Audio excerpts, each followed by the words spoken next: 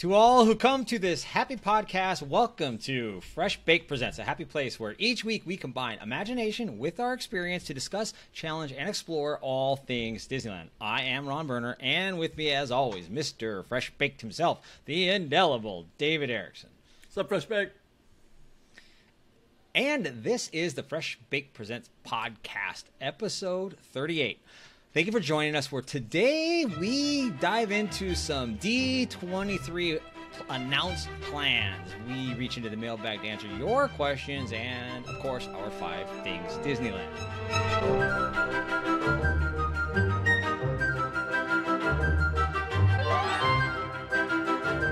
Mr. Erickson, we're in August, the dog days of summer, and how are yours going? You know, it's very hot. That's how it's going, man. I was at the park yesterday, man. Woo, it is definitely August. I do love the heat because I'm closer to the water. So going to Disneyland on the weekends I do love it when it's super, super hot. Really? I do. I don't know why. I don't. It makes me tired. Yeah, I don't know. I feel like it gives me. I don't know. It gives me. I mean, I suppose it wears you out certainly over the long haul, but it does give me energy. Like those gloomy days, those kind of things. They're Disneyland days, so they're all great. It's but true. I do look forward to the dog days of summer, because then, of course, we'll get into that in a little bit. But as we start to now roll into the holiday season and the Halloween time season, that transition and when that temperature drops, that is also absolutely glorious. But D23, my friend, how stoked and excited and ramped up are you? And we hadn't heard anything, and also why it's been a little bit quiet, because they're going to hold as much as they can until D23. But they did give us some announcements this week about the D23 Expo and what we can expect. So what were your initial thoughts? Well, and what are you stoked about? That's not normal for them, right? Matter of fact, as we often do, I just finished shooting a news video where I talk a little bit about the D23 and this topic. It's not normal for them to tell you what they're going to talk about at the parks panel or vis-a-vis the Dream Pavilion that they're talking about. Do you know what I forget what the name of it was. Yeah, but yeah, Wonderful something World. like that. And they teased what was going to be included at that pavilion. And I would assume that would only be part of what's going to happen, because the parks panel and that pavilion seem to be related. There's a connection with the two, right? Right. I don't recall them ever giving us a heads up about what we might find at the parks panel. Do you ever remember that? I don't remember specifically, but I've been uber sensitive to looking at that sort of Me thing. too. I was thinking the same thing. I didn't pay that close attention in the years past, but this year, obviously. Right. Right. And for me, it goes back to, I beat a dead horse when I talk about the Bob Chapek legacy element of it. And it's not a shot at Bob Chapek. It's whoever is the CEO of Disney, especially in their early years. And this is his first D23. And he's coming off of the heels. The company in general is coming off the heels of some, less than desirable news, we'll call it. You're so just polite. Different headline things that have not, just things that have not been great, right? So I even said I expected some park news for park, but even if it's false, even if it's faux news, right? Even if it's look over here kind of stuff, that's just buying themselves time. I did think that we were going to hear a lot of stuff. So to your point, when they started announcing all these things about the Wonderful World of Dreams Pavilion and the behind-the-scenes glimpses of Tiana's Bayou Adventure attraction coming to the park, I just feel like they're just trying to drum up so much positivity in a way and get us really excited. Speaking of Tiana's Bayou Adventure and the glimpses was the word they used of that attraction, they're going to be talking to Imagineers, I think, via a video. It's my assumption that you're going to be able to watch while you're there. Does them including it saying up front, look out for Tiana at the pavilion, does that good news or bad news in your mind in terms of getting more Disneyland specific news at the parks panel? Does that suggest to you that that's the extent of what news we'll get at Parks Panel, or do you think because they're giving us this, that means they've got more behind it?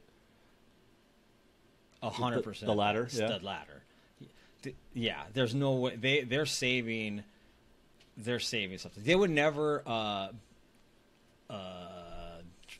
give I don't know what the phrase is I'm looking for, but they would never give us everything. Yeah, if Tiana was the entire story for the Disneyland, for the Parks Panel, as far as Disneyland's concerned, they would not have given that away up front, right? Yeah.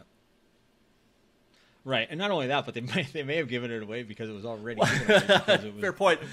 She was caught filming. I wonder about that because I've heard a few people, whisper, she wasn't supposed to say nothing. This is not even the timeline we're supposed to be on. Well, not only that, but they were filming. They had a crew with a Steadicam and everything in the parks filming Tiana running through the park, doing a promo for it. So right then you knew it was 100% legit and real. I mean, obviously they announced the name as well, and that it was coming because, to your point, that she had mentioned it inadvertently. But even when she did mention it, and there was some semblance of it might not be true. And I think we talked about it on this show, actually. I was like, she's involved to the point of they may be placating her, but the conversations are legitimately happening. She didn't just completely make that up. Well, that was something that was literally unless they're happening. Doing new material for the attraction. If maybe there's a new song, and maybe she has to record that song, perhaps. For very much perhaps. So she'd be looped in that case. I think they're just like everything. Yeah, she'd be looped in on that case. Plus, she's the star, so I feel like that they would, knowing full well that she's going to have to do, for lack of a better term, I know it's not a movie, but treat a ride attraction like a movie where there's going to be press junkets, there's going to be buzz, there's going to be sizzle reels, there's going to be commercials on every ad platform imaginable. There's going to be Disney Plus, interviews, all kinds of stuff. So I feel like she had to be pretty much looped in. Not only that, it's in her contract of all these commitments and obligations that she's now going to have that are related to the park because of her role. All that red tape stuff. So that was like leaking it. But to your point originally about the glimpses of Tiana's bio attraction, it was out there a little bit, and it's kind of like giving us that a little taste of what's to come, and then knowing that they're giving us that, and then we're excited to see that, then they're going to drop the ball, not drop the ball, bad expression, drop the bomb of something much larger. I'm just convinced. Now this is just my gut, right? This is just my gut. There was no D23 2 years ago when there should have been. So there's been a gap of 3 years, and it was less than exciting when they didn't announce anything big in the previous. No, that was D23s. total bomb. And I just feel like timing wise, and we call them in business, or in life, you just call them like little wins, right? We just want wins. You just want wins. We just want wins. I think Bob Chapek wants a win big time, and he wants to drop a bomb, a big bomb. And again, it might not mean anything's going to happen Ronnie. this year. I just feel it. Doesn't your gut instinct feel like they have to? Well, like I mean, they've been, look, there's been no good news, none at Disneyland for a year. More than that even. I mean, well, think about it. There was the good news when the parks reopened, everybody's excited, but as soon as everybody got over the thank God Disneyland is back, we realized, oh my God, this place kind of sucks right now, to some eyes anyway, because all the things we can't do, all the things that we weren't allowed to do, the reservation, limited. All that, Genie Plus, then there's a series of bad stories for it. So it's been, it's been going 2+ years now of no good news. Yep. You would think that at some point they have to win something. They've got, and I said that a long time ago. I said if they want to win, the reservation system is a win. Talking about Tomorrowland would be a win. People Mover would be a win. Not that I want to, People Mover. Tomorrow. I mean, the thing is, it's hard to talk about the People Mover or any of those little things in Tomorrowland without talking about Tomorrowland, right? So I feel like the way that things were worded between Mice Chat and a couple of other outlets, but I'm sure they just copied Mice Chat. One was an echo of the other. There was only one story there. Right. Like But the way I didn't read the they expect it to happen as no. I read it as in the way they worded it and the way they said they expect it to happen as if they know something. That's not how I read it. Along those, that is how I read it because I heard you say that, and then I went back and I reread their stuff, and they've said it in numerous times throughout things. So I feel like I'm not saying they have an inside thing because they wouldn't sit on it, they wouldn't hold it for sure. Yeah. They would be like leaking more things. Well, think about it in this way: using the word expect. They expect. Mice Chat expects there to be an announcement at Tomorrowland. Mice Chat expected there to be an announcement for Tomorrowland in 2019. Wait, was that the last one? 19? Whatever the last one was. They used literally, or I'm pretty sure it was the same. I don't like the word tone, the same. We think we're expecting a Tomorrowland announcement, and we didn't get one. So the fact that they use that term, well, we think is well, different. Right, exactly. If they're putting out the same message twice, it doesn't mean I don't think the wording that they used, the way they said it to me, does not mean it will happen. No. Maybe fair enough. I just feel like that's such a clumsy use of the English language to say expect in that fashion because there's many other ways to address that sentence without saying expect. We expect. Ronnie, you and I have we're splitting hairs. I know it's semantical. Yeah, but you and I have a completely different relationship with semantics. You and I pay very close attention to semantics, whereas I'm not positive that the average Disney blog out there pays that much attention to semantics. I obsess over semantics. So, yeah, I don't know. I'm not expecting that. I agree. Well, I think so. Okay, so what potentially could it be? Like, right? Like there is. What else in the park? The people mover is certainly something, or is it something that we don't even know about? Because I would say the one thing that I want to say, but is obviously not going to be the case,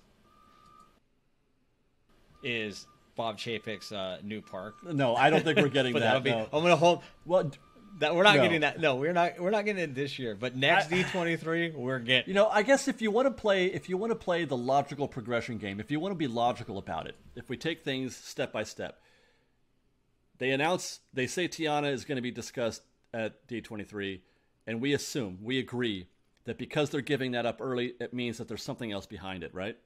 So if we accept that as a truth, if we accept that as a given, then the next question, like you said, is, well, what could it be?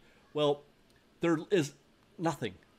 There is nothing that I can, short of just a complete and total surprise out of left field, like you said, a new park somewhere. There's nothing that's on the table for Disneyland. There's nothing that's on the table for Disney World. They're still trying to figure out Epcot at Disney World. They're still trying to figure out a lot of stuff at Disney World. They're not coming out. There's nothing new. There's nothing new happening that we don't know about at Disney World for another 5 or 10 years, I would say. They're done. They've cooked that. I guess they could talk about Paris and some of the other parks, but when you talk about it logically, the only possible thing, as far as Disneyland fans go, the only possible thing is Tomorrowland. That's the only possible. Nothing else would rise to. You think Tiana's good? What about this? Nothing else rises to that level, right? Yeah, I agree.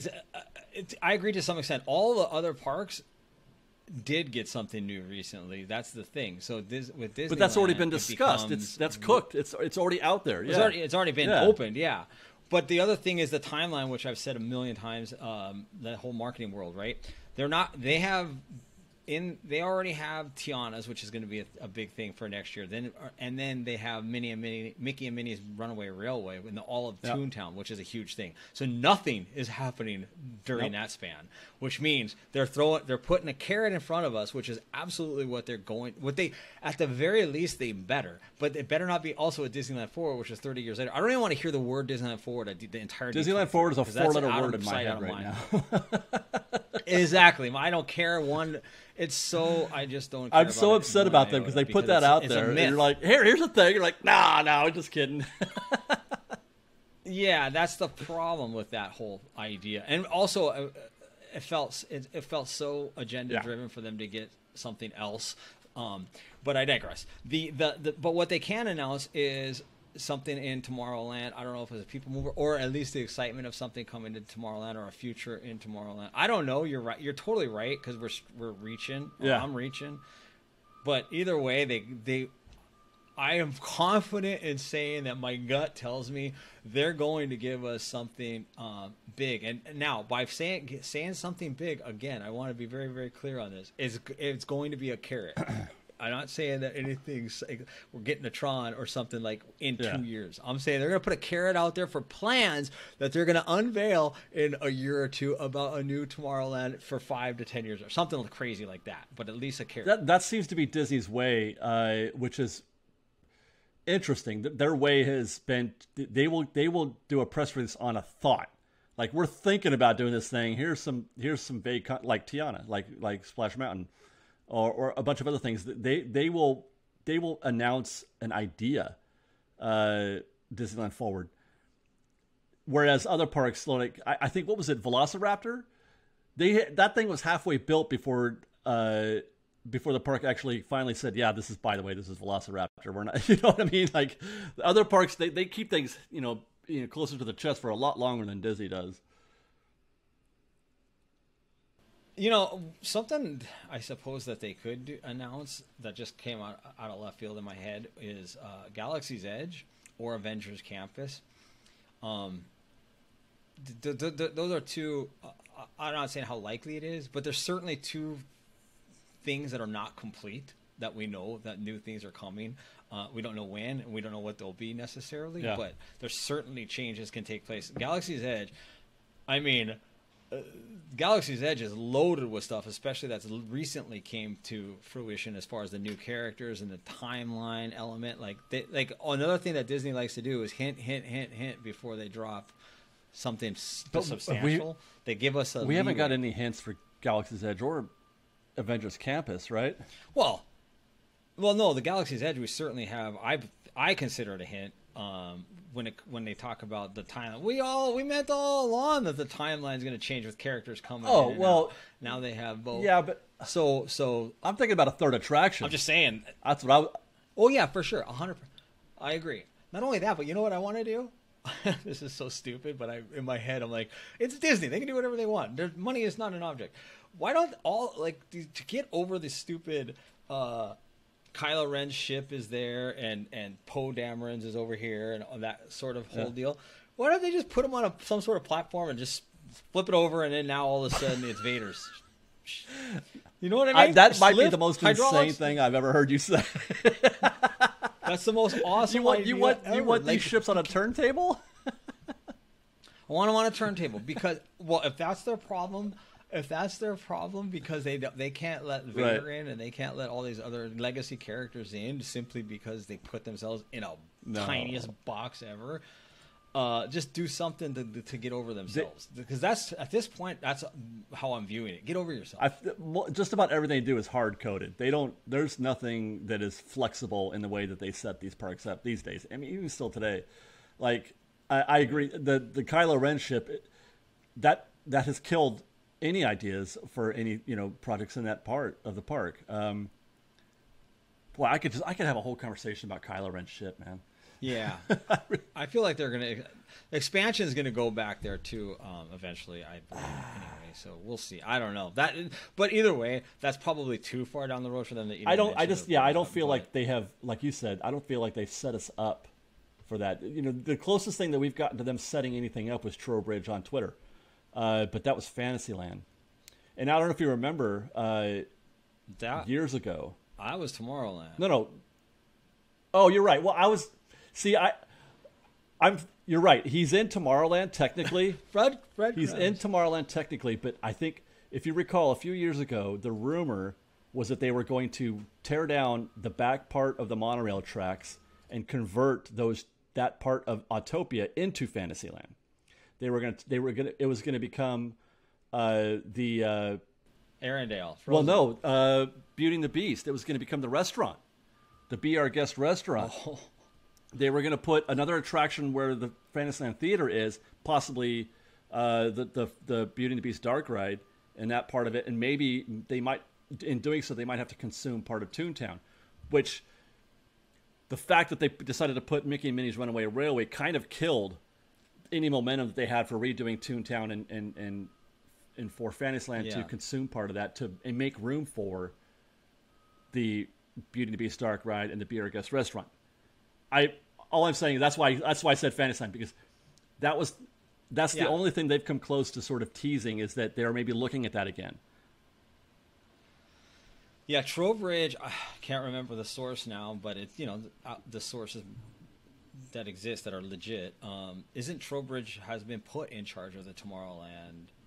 Well, who's left? I mean, yeah, that's true. No kidding. Right. I don't know. The only name.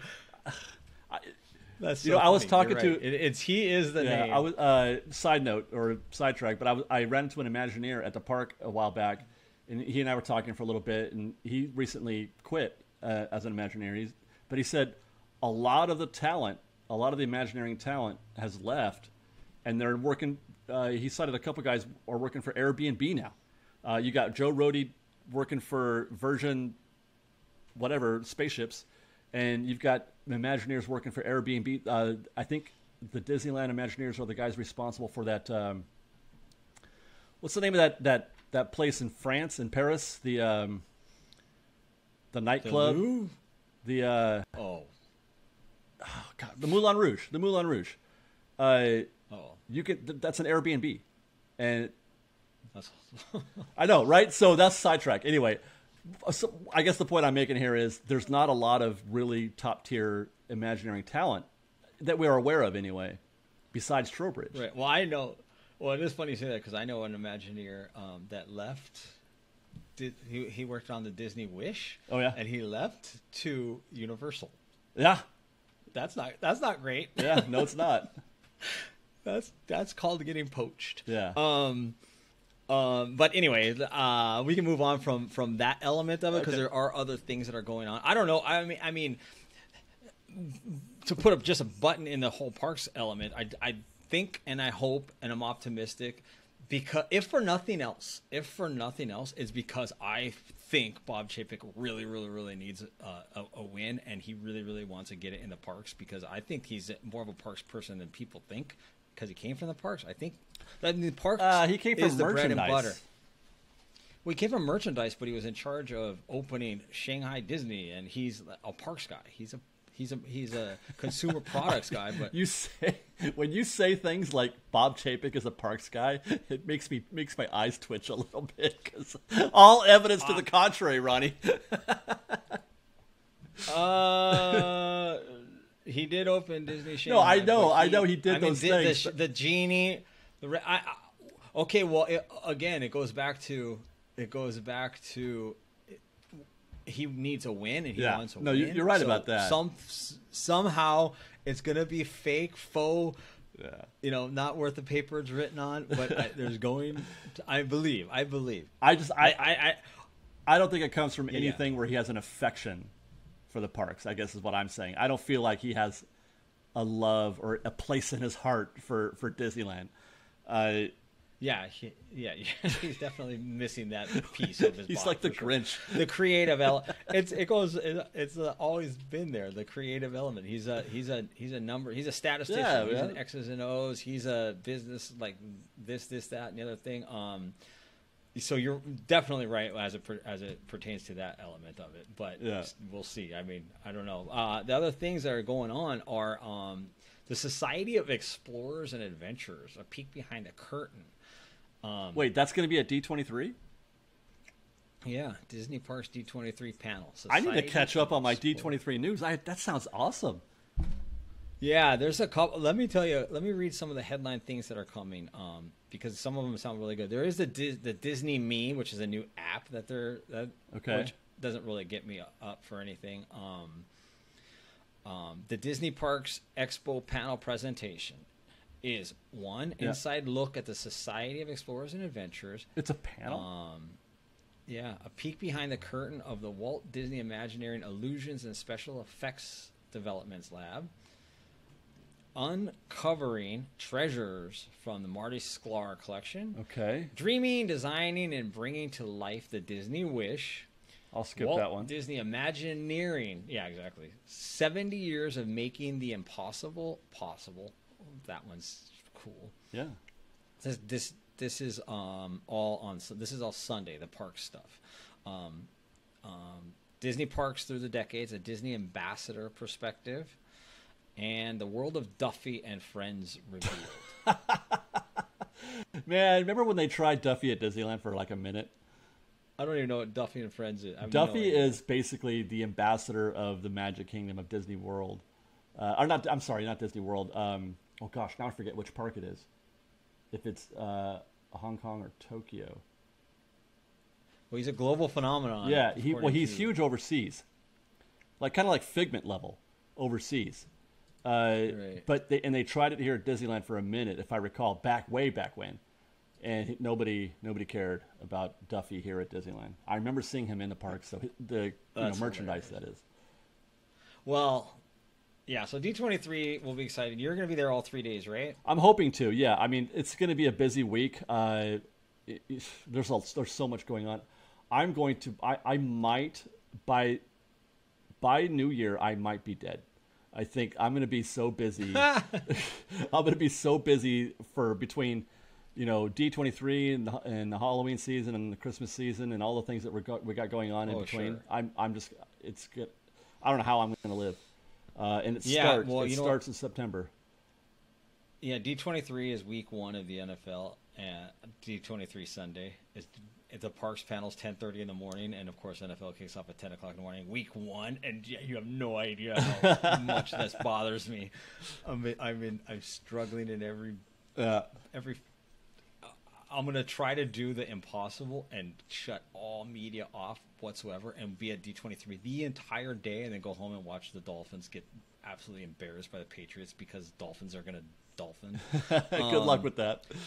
Yeah, exactly. All right, well, let's get out of D23 and let's move on.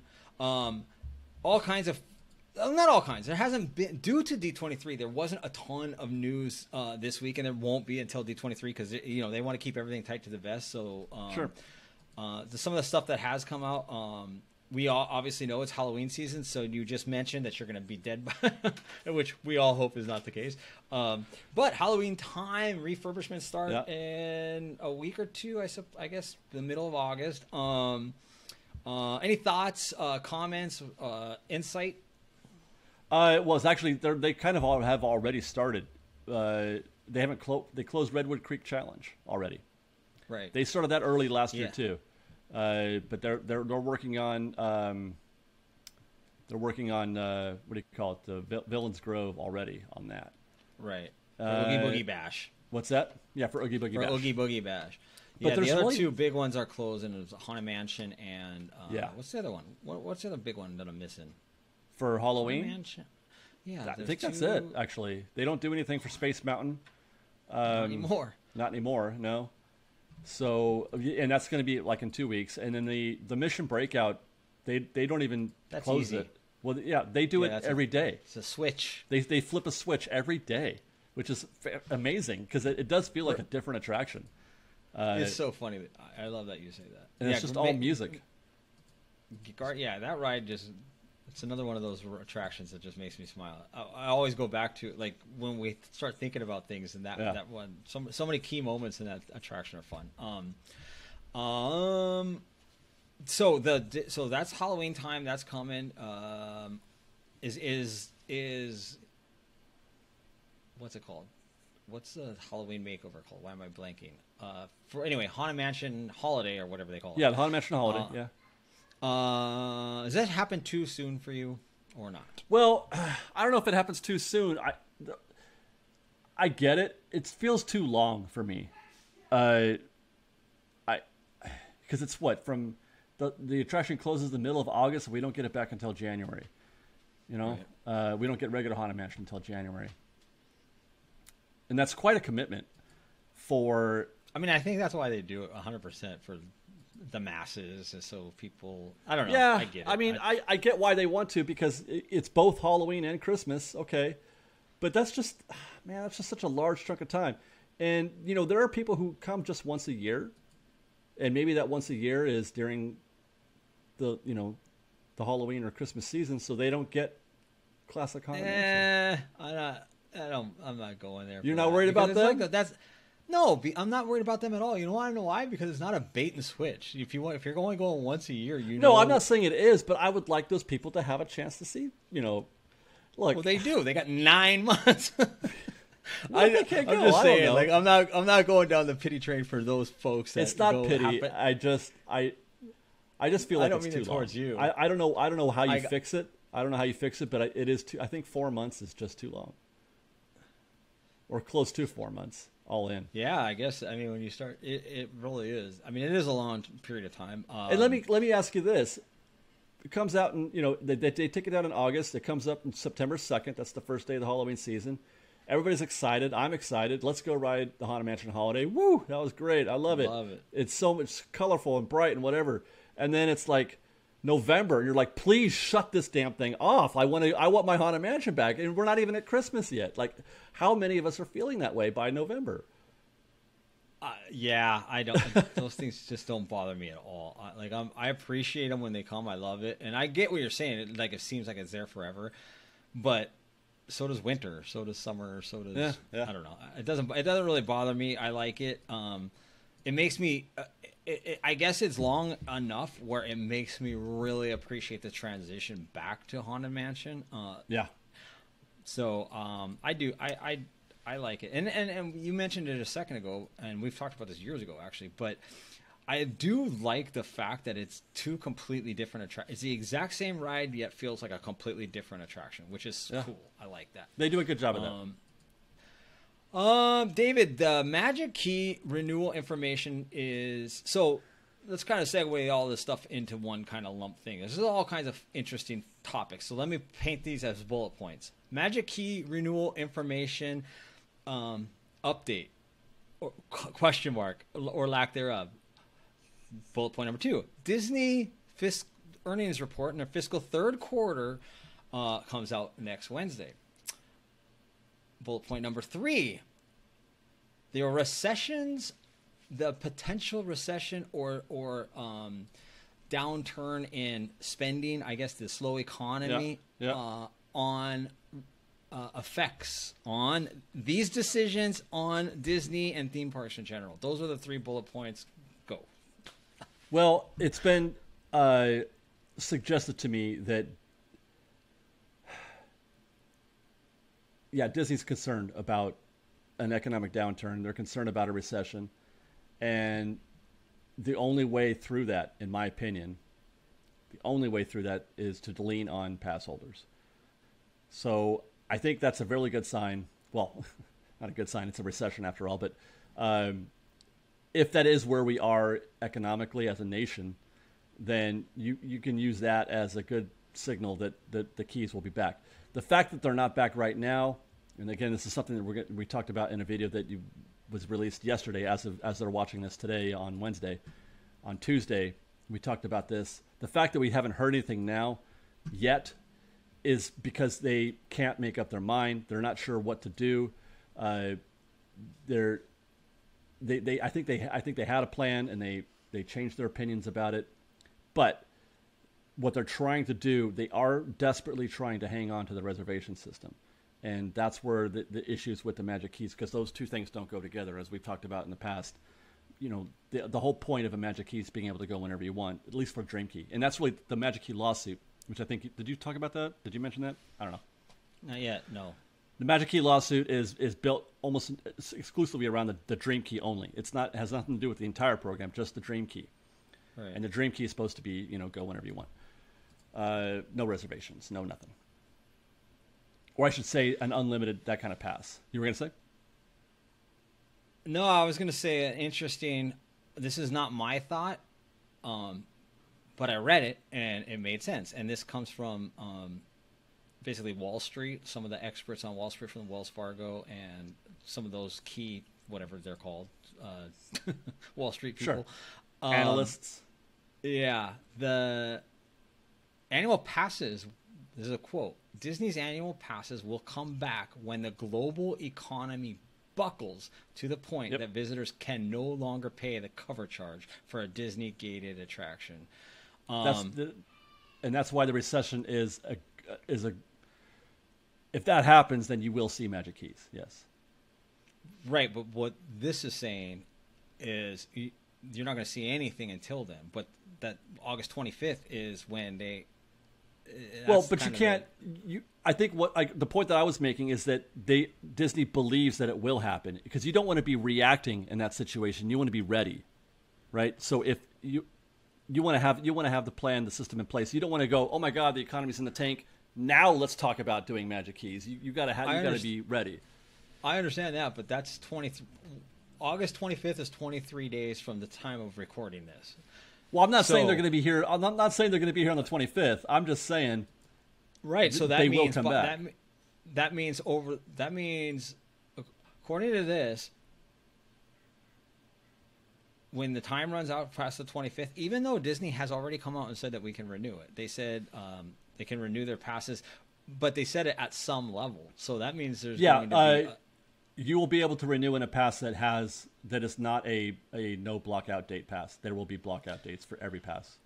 Yeah, so I just find it interesting that because they're saying that Disney is getting they're generating record revenue and operating profits from fewer guests than before. So they're in no motivated incentive at this time to release annual passes or whatever until they need to, when basically people aren't showing up anymore because everything is too expensive.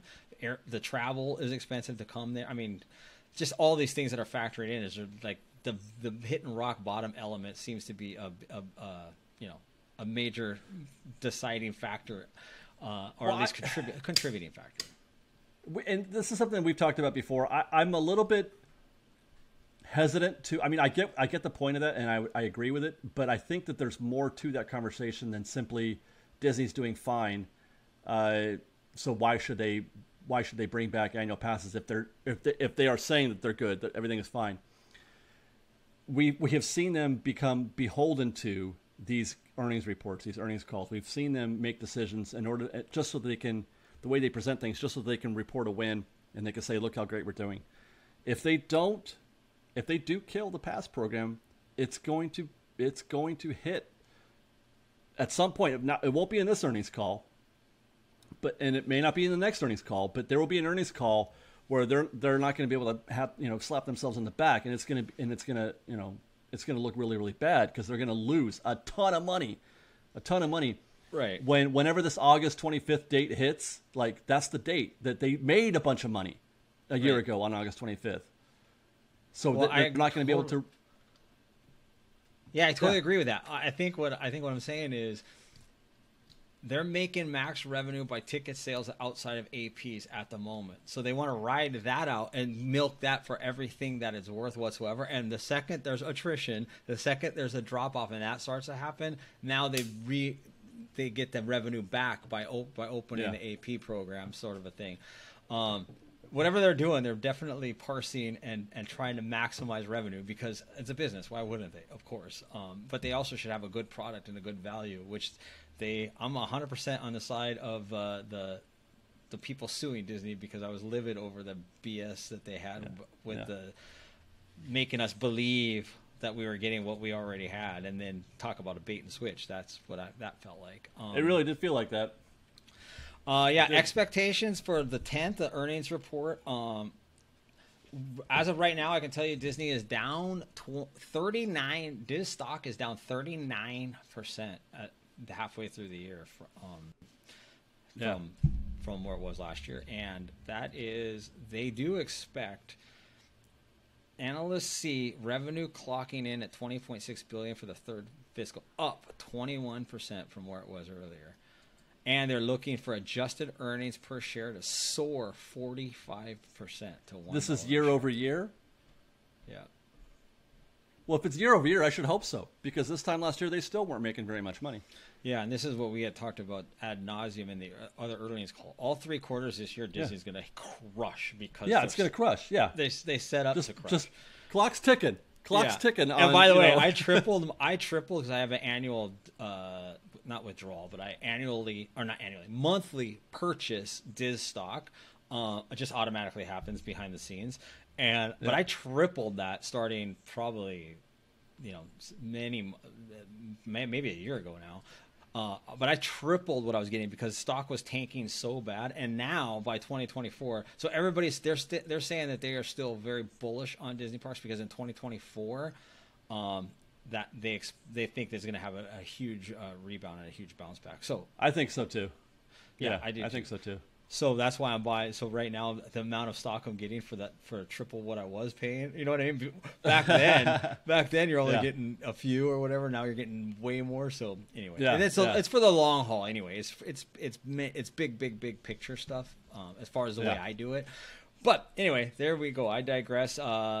So that is interesting. So next week, I am away on vacation, but that was exactly when the earnings call will happen. So when we get back, we'll see what we see and go from there.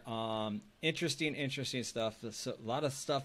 So curious, right? Magic Key Passes, reservation system, such huge elements. Then of course D23 is coming up, and then of course is there going to be a recession? Like all these crazy things are happening. And then but the other thing is, the fourth quarter is going to be another massive home run. You want to know why? Because that's the holiday tentpole, all those box office films, the Marvel films, and all that stuff. Yeah. The international parks are now open, travel. Like, I don't know. It just seems like, so they're so set up for home run this year. But next year, next year's going to... very, very interesting stuff, as always. All right, David, let's move on to mailbag. Okay. Lots of fun stuff. Let me see. I got to scroll because I have millions of things open. And David, this question, thank you everybody for chiming in with mailbag questions. As always, appreciate them greatly. We have such a great response and I love it. I need to get back on social media and ask more questions to you to get you to respond to me, because every time I do, you respond with, hand over fist. So I'm looking forward to doing that and seeing what you have. Do you think Mickey and Minnie's Runaway Railway will be part of regular Genie Plus, have its own lightning lane, or neither? Drew Gephardt asks us. Well, absolutely, it's going to be Genie Plus for sure. It'll be an individual lightning lane. It'll be a paid lightning lane at the outset. Because demand is going to be super high initially. But I would say the individual lightning lane thing will last maybe maybe 5 or 6 months, but then it'll become regular Genie Plus, regular lightning lane after that. That's what I think. It's pretty much what I put. It will transition from virtual queue to individual lightning lane to Genie Plus, and that's where it'll live. And I say virtual queue just because it seems like that's what they like to do with anything that's brand new that's going to have a huge demand, because they want to make everybody feel like they can absolutely get on. I don't think it's fair to, even though they might do it, just come out with money right away. Well, both ways are at risk of them. You could sell out of individual lightning lane quickly if there's a lot of demand for it. So it's, I don't know if that's any better or not than virtual queue. It's just so ugly to say, to make it a elitist standard by. You know what I mean? Disney loves elitist standards. They do, but let's transition to elitist. Let's not open the gates by saying, hey, anybody that wants to spend more money, we'll let you ride our shiny new toy. So we'll see. But I definitely think that it's bottom. Listen, if Roger Rabbit cartoon spin is going to live forever on Genie Plus, and I've talked about this 1,000 times too. It's all about value. And they want to sell Genie Plus, so the more things that they put on it, the more value that it presents. Even if it's perceived value, it's still value. So it's certainly going to live on that. And I absolutely can't wait to ride that attraction. I'm looking so much. Yeah, I'm looking forward to it. I still have not seen a ride through from Disney World. Me either. Hollywood. I haven't either. Plus, our entry is going to be so much different. I can't wait to see that. Like, it's like a museum of I'm stoked. David. Ryan Prieto asks us, what are your biggest fears concerning the Disneyland Resort? Well, this change. I mean, I accept change. I know that in a long enough timeline, everything's going to change. And I know in 100 years, Disneyland's not going to look like it did 100 years ago. But that's still the thing I fear the most. I fear things like losing Autopia, Small World, things like Tom Sawyer's Island, Rivers of America. I fear I fear that there's going to be a person someday who's in charge who's going to say, what the hell is the Rivers of America? I don't understand it. Let's get rid of it and put on, some giant roller coaster, in that space. That will be the day when I cancel my my Magic Key, my annual pass or whatever, and I take out another position, because that's the thing I fear the most, is them forgetting what Disneyland is, and in the name of progress, in the name of, keeping up with the Joneses. It's so funny because that very last thing you just said is exactly what I think, is forgetting what Disneyland is. And to me, Disneyland is my whole childhood and everything, not even childhood, all the way well into adulthood. But the essence of Disneyland, from the standpoint of what makes it so unique, there's many, many things, but one of the primary things is cast members and the way they treat you. And the fact that I've long said I walk my dog or I go to Disneyland, and I look at my phone at Disneyland for very minimally if I want to check something within Disneyland, because you have to use your phone. But I'm not walking around looking at my phone. I'm not doing anything with my phone. I don't even look at social media. Blah blah blah. So all the elements where Disneyland is forcing us, Disney in general, is making things in the app and putting things in there. Like it's forcing us to be 100% reliant on our phone, mobile order, all of these things. You can even do like merchandising now. You can even buy merchandise. Yeah. Mobile checkout. But what is that doing is it's eliminating cast members. It's eliminating that intimacy. It's eliminating that interaction. It's eliminating that feel and that vibe of what Disneyland really, really is. And, I don't know. It just feels like we're going into this futuristic world, this futuristic state. And then there'll be a day when we're going to say, remember cast members? Remember how sweet they used to be and how fun they used to be? Because we're just moving into this robotic world. And it's like, it's happening now, man. It's happening now. I'll give you a perfect example, although cast members are involved, I guess, tangentially, but mobile order just killed the very best part of Rancho del Zocalo. Yep. Mobile order killed the sexiest damn restaurant in terms of, theming and design and all that. It's empty. The left half of Rancho is empty now because it's mobile order only. And to your point, someday somebody's going to go, you remember when we used to be able to order food over here? Remember when, there was that open grill and we'd watch them cook the food and it was great. And now it's a ghost town. It's a ghost town of what it used to be. And that's happening right now. It really, I know. I don't like that at all. I love the engagement with cast members. I love it. Thank you for the question. And now Michael asks us. Michael at GGBB, GGB Big Country. What one attraction would you most like to have ridden on opening day? Actually ridden, I think, would be probably the monorail for me. I feel like that's one of the coolest stories in terms of how it came to be, and it is something that was completely new and completely like an experience that you probably never had before at any kind of, well, I guess most experiences at Disneyland those days were like that, but the monorail was a very unique attraction the way it was. So I think I would have liked to have been able to experience the monorail for the first time with fresh eyes and, like a fresh perspective. But I would say that two others that I don't know if I want to be actually there to ride the ride or get in the queues, but I would love to have been able to report on the openings of Indiana Jones and Star Tours, because those were two colossally crazy days. As legend has it, Star Tours, the queue was going all the way back to the main entrance. Yep. Indiana Jones, the queue just was, circumnavigating every part of Adventureland and out into the hub and everything, and that would have been a spectacle. I would have loved to have been able to see that, because I do love watching a disaster happen, in a sense, because people are waiting 5, 6, 7 hours for those rides. That would have been something. It happened to me for opening weekend. It wasn't opening day, but it was opening weekend of Splash Mountain. I remember so well because they had.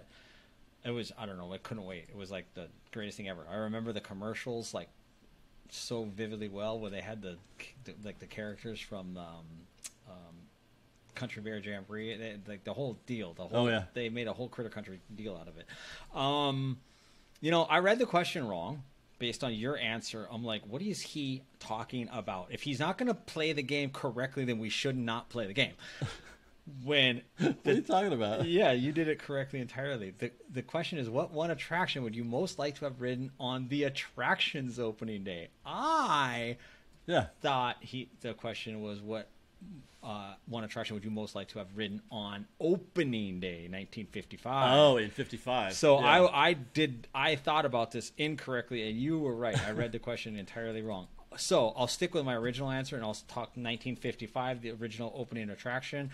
I put, because it was one that just seemed like would have been the coolest at that time in 1955, was the Jungle Cruise. I feel like the Jungle Cruise that would have been the most interesting of, Peter Pan's Flight, Mad Tea Party, Mr. Toad's, Snow White, Autopia, Mark Twain. It felt like 1955 Jungle Cruise would have been cool, because that was how I was thinking about it. So I guess segue to the actual question.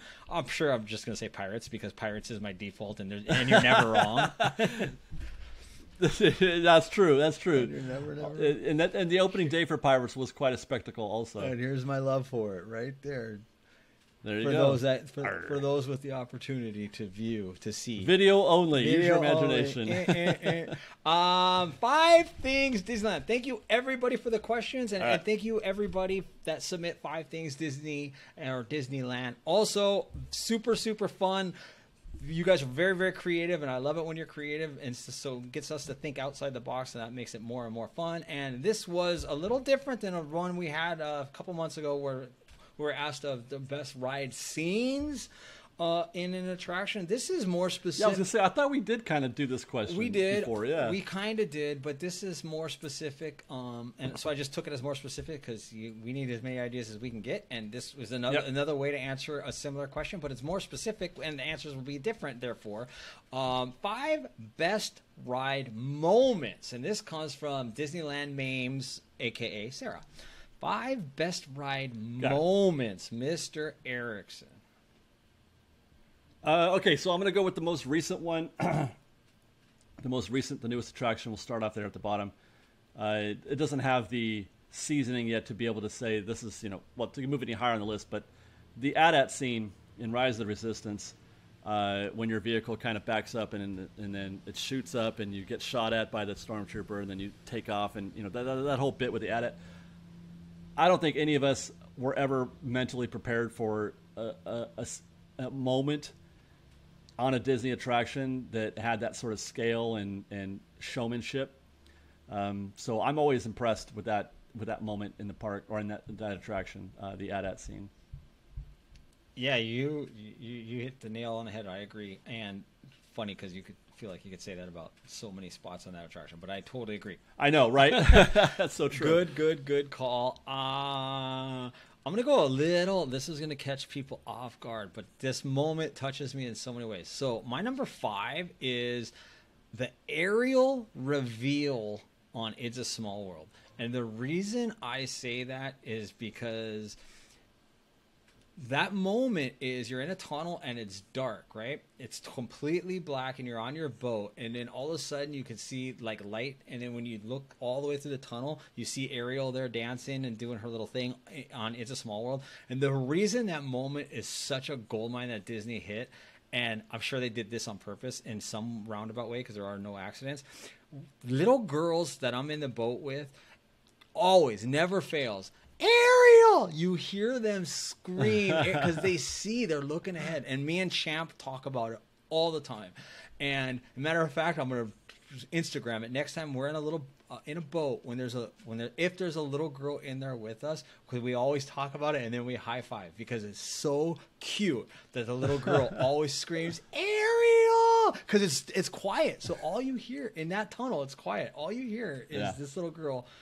And it happens numerous times, and I know people watching this actually you probably have to think about it to recognize it, but it has happened so many times that it sticks out in our head constantly. And I love that moment so much. It's such a silly thing, but it's so cute.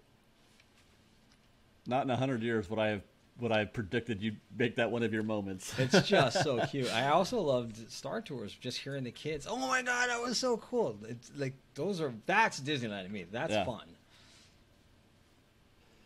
Okay, number 4, I'm going to go classic Pirates of the Caribbean. I could have picked 100 scenes, 100 moments from the Pirates of the Caribbean, but I think my favorite moment actually is the launch when they first sort of deposit your boat into the water, into the bayou, and you go from this moment of expectation. You're waiting in the queue, you're waiting, and then all of a sudden you're immediately in scene. It's quiet.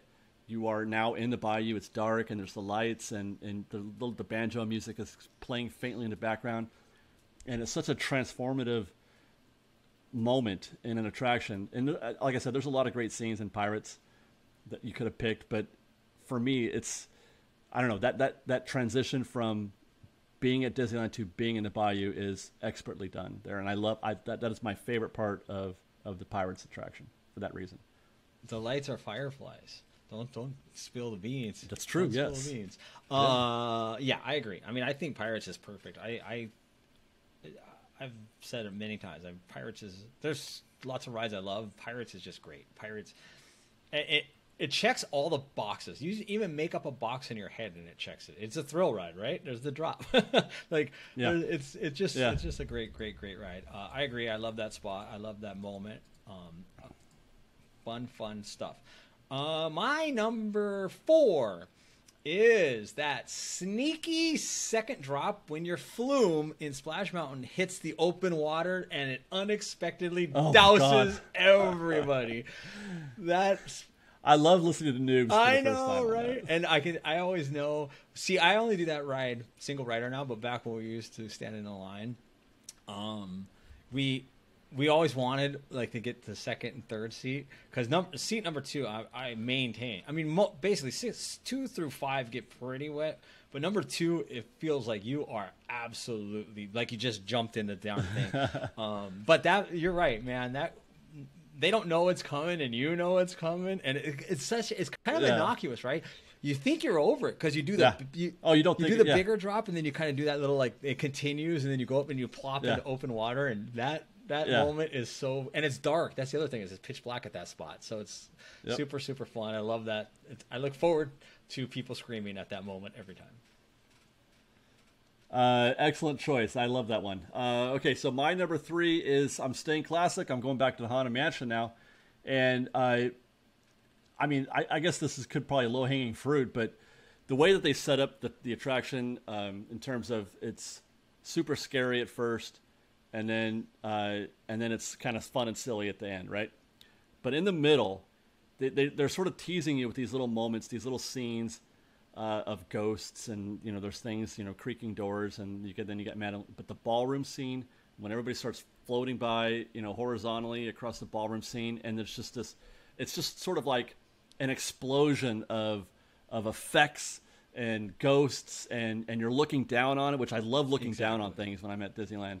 And just seeing, it is like, I can't even think of the word, but there's just so much happening in those moments, and so many different little elements. I to this day, whenever I ride Haunted Mansion, I always try to like pick a certain component of that scene and watch it very closely to see what I can figure out. Like, I'll look closely at the fireplace at the beginning, or I'll look closely at the chandelier, or I'll look closely at the ballroom, dancers over there.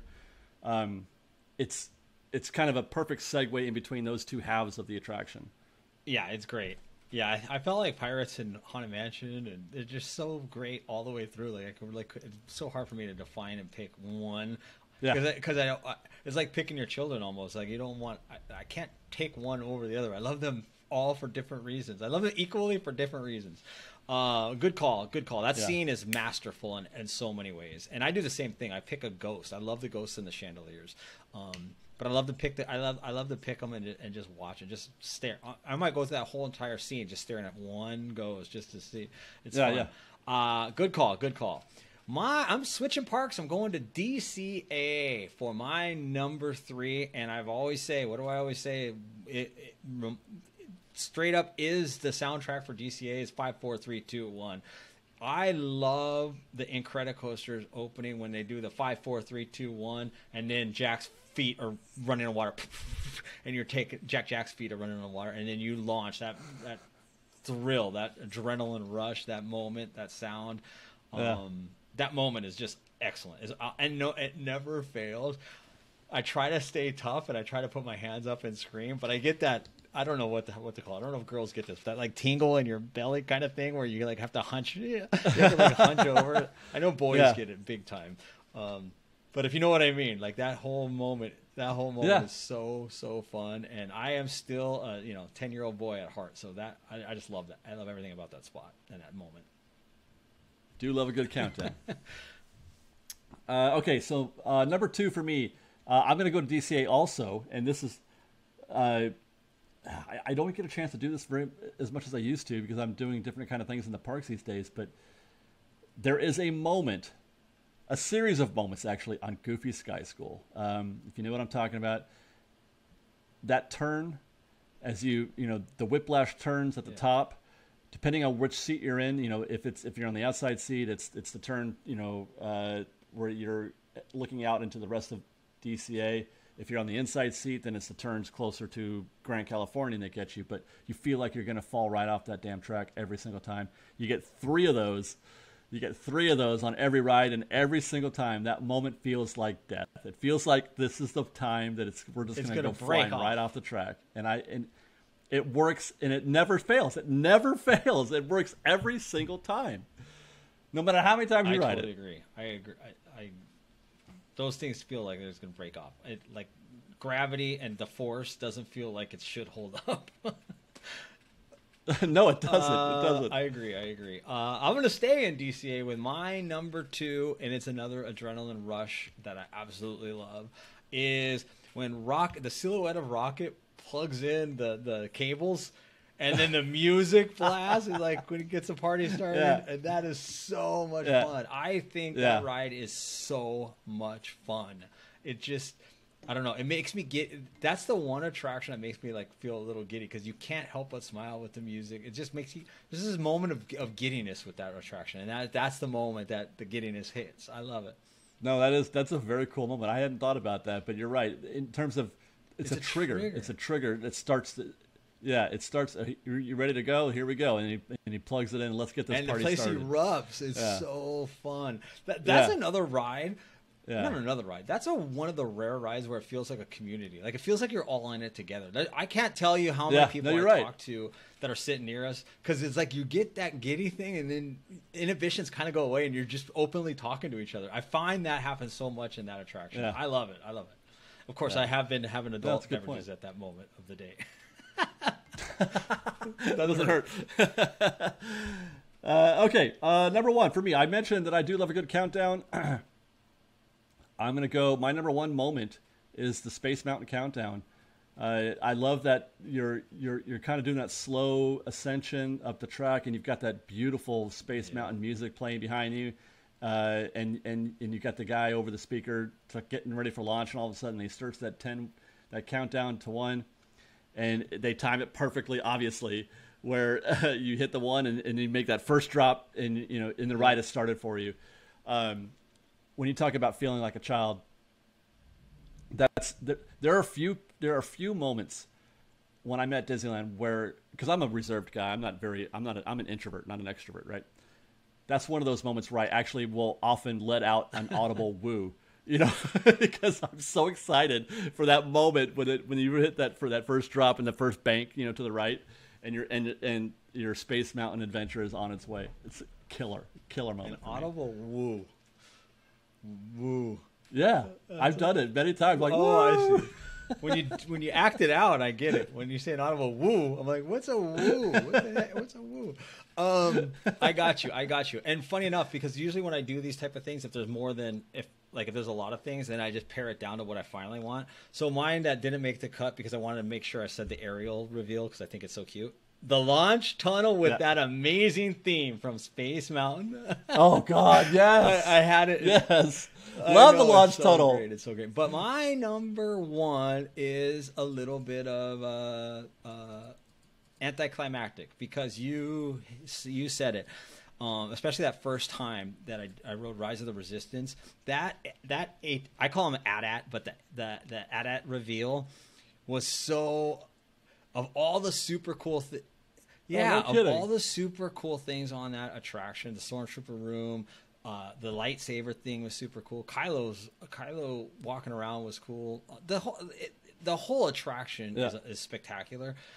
But that moment of like, whoa, just looking up at the AT-ATs and just seeing that scope is just so cool and so impactful, because that definitely speaks to our childhood, right? We grew up with those, watch them on VHS over and over and over and over again. Like the Battle of on Hoth, Empire Strikes Back, was just the coolest thing in the entire world. Was the AT-AT. I love them.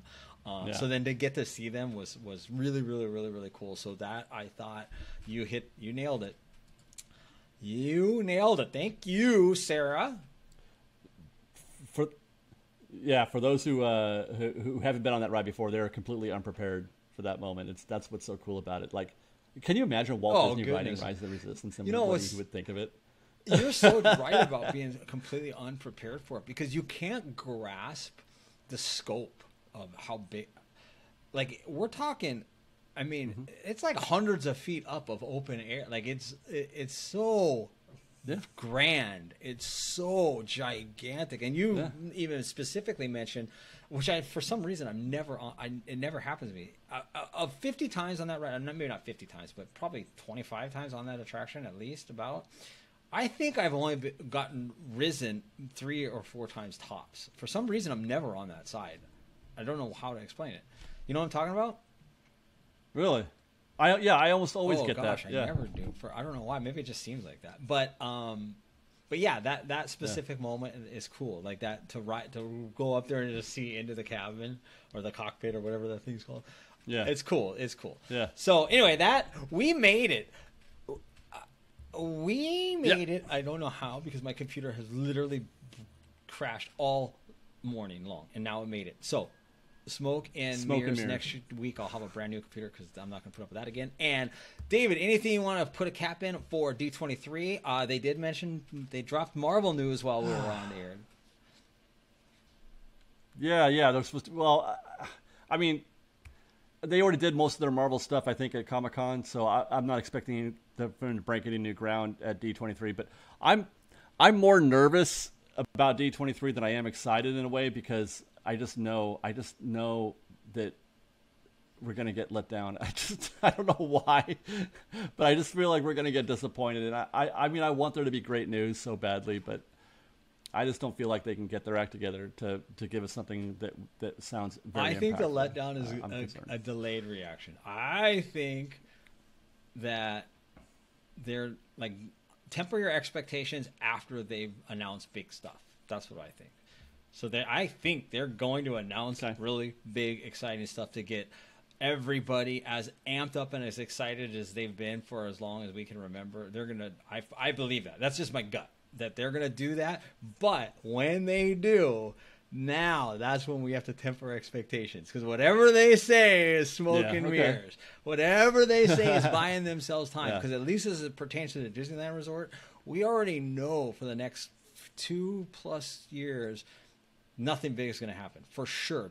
Other than Tiana's Bayou Adventure and Toontown. Runaway. That's it. Yeah. So anyway, good show, my friend. Until next week. Yep. Fresh baked. Bye-bye.